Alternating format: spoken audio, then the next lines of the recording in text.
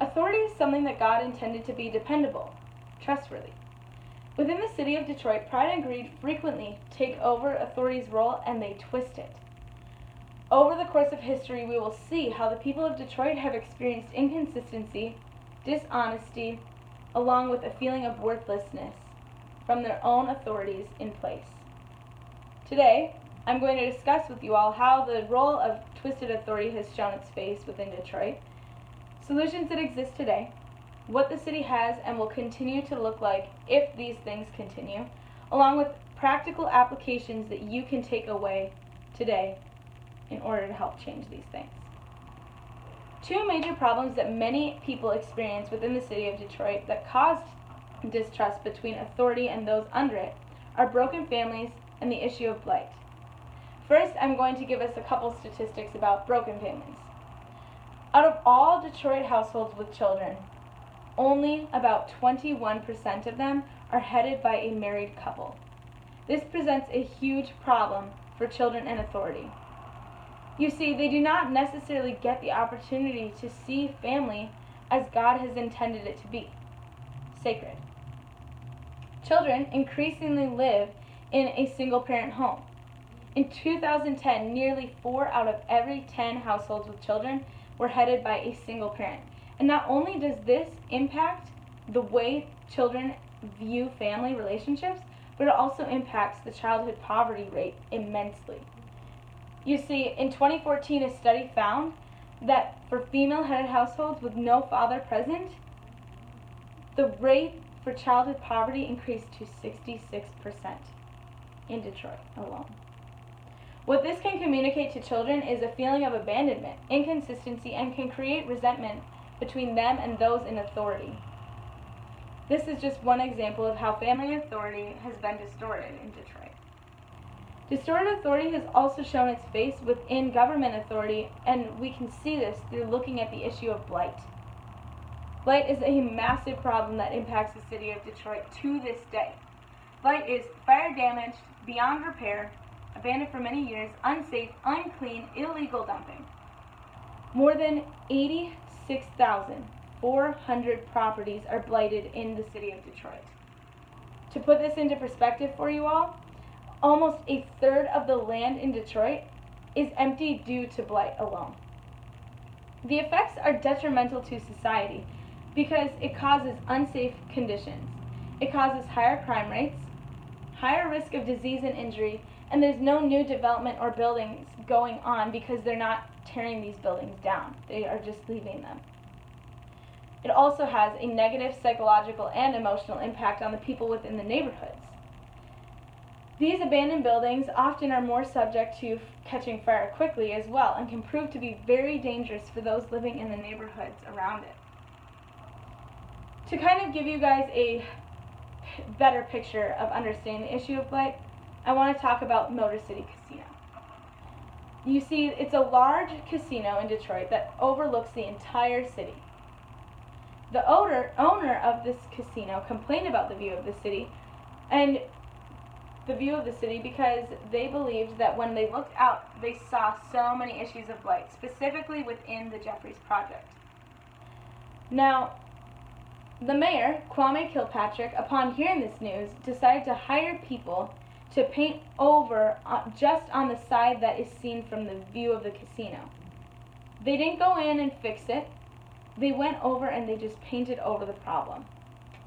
Now, what this communicates to the people of Detroit and living within these areas is that no one cares. Because you see, when you go to this casino now and you look out the window, you see a picture-perfect view of what they want the city to be. But it's not what the city is. When authorities in place do not choose to take care of this issue, it leaves the neighborhoods with the lasting effects of the blight issues. I want to discuss with you all Ezekiel 36:24 through 28. You see, it discusses how God is taking our hearts and giving us a heart of flesh, and He is renewing the land that was once broken. So God promises in these verses that He will renew the land and His people's hearts. There are current ministries that exist today within the city of Detroit that are the hands and feet of God in this way. Detroit Love serves to exist to spread the gospel because the gospel matters every day. They have a program called Big A that serves in the Diggs homes, Brewster homes, along with McDonald Square. Detroit Love runs a vacation Bible school program for its kids in these neighborhoods.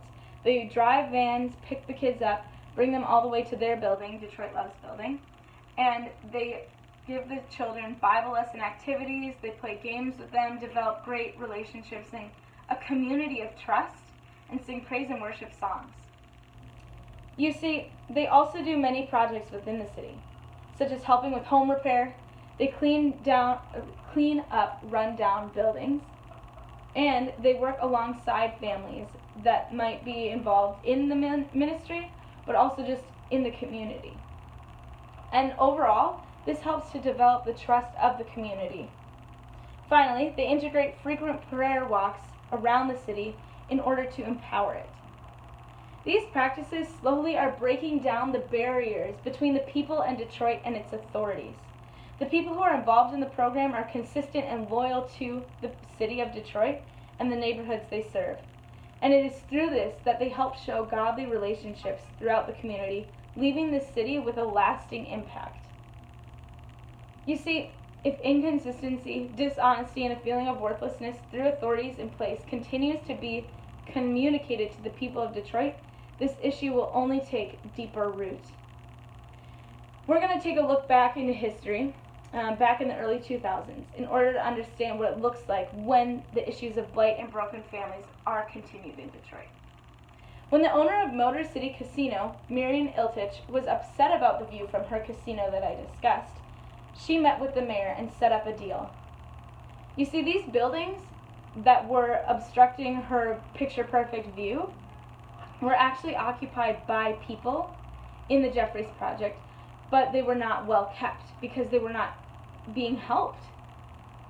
Marion Ilitch found a way to bribe the mayor, Kwame Kilpatrick, to let the Jeffries neighborhood burn down if they ever caught fire. So, during the year 2006, the Jeffries Project caught fire during the Super Bowl. The mayor called the fire chief and the chief of police and forbid them from interfering in any way in this burn down. So, all they could do was contain the burn as they watched people's homes being destroyed. Eventually, someone was able to get a recording of the mayor admitting that he did all of this, and it was just the straw that broke the camel's back. All these other scandals he had been doing came out, such as him having Playboy parties on government property, him shuttling homeless people out of the suburbs and leaving them out to the suburbs and leaving them in the suburbs so they had to find their way all the way back to the city, arresting the homeless and putting them in jail if there was a basketball game or a football game and things such as that. All of this to maintain a picture-perfect view of Detroit rather than to actually go in and fix the problem. So you can see how much distrust was communicated and a feeling of worthlessness was communicated through issues such as this. If the issue of pride and greed continues to take over authority within the city of Detroit, then issues like this will continue forever. This is why examples of good relationships within authority must exist in the city of Detroit. So with all this, I know many of you may be asking, is there anything that you can be doing while you're here in Chicago? Well, I thought of two great ways for you to apply. First, get involved with Detroit Love's program by either giving financially or applying online to be an intern over the summer or have a week-long mission trip there. Just go to DetroitLove.org to find out more information and sign up. Finally, you can be praying for the children within the city, within the neighborhoods of McDonald Square, Brewster homes, and the Diggs homes. You see, the Jeffries Project was the original neighborhood that Detroit Love was serving. But once the homes burned down, they all scattered into these three neighborhoods. So the program still exists and serves there today. Please be praying that God will continue to use different avenues to show the people that they are sought out consistently and have a Father whom they can depend on forever. For it is only through Christ's redeeming work and that can mend authority and the people. Thank you.